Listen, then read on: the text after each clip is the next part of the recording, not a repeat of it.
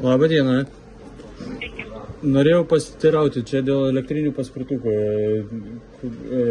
Ar yra kažkokie priimti reglamentai? Nežiūrėkit, situacija yra tokia.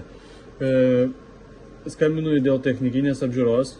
Technikinė apžiūra man sako, mes nesam susidūrę, kad kažkas pereidinėtų. Jie nežino įstatymiškai, į ką atsiremt, kokios nuostatos turi būti elektriniam paspirtukui.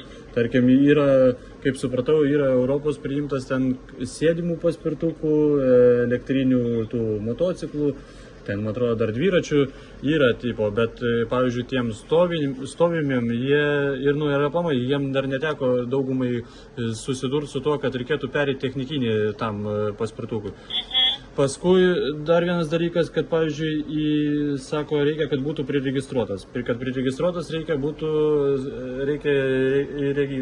regitrui būti. Tai regitrą, skambinau, regitrą sako, mums reikia technikinio. Tai čia toks biškai balaganas gauna, sako, mums reikia technikinio. Sakau, technikinio jie negali duoti, jeigu nėra registruota transporto priemonė.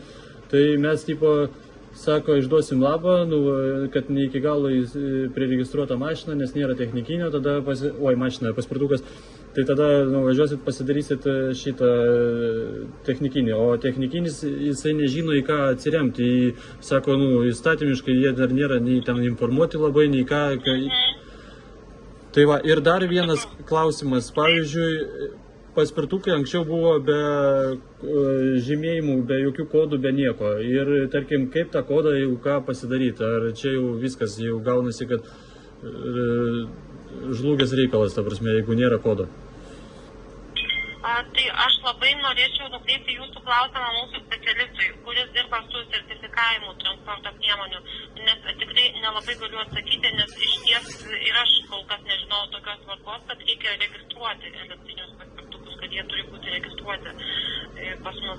Tai aš gal užsirašau jūsų telefono numerį. Taip, paprašysiu, kad paminėtumėt savo vardą. To jaus?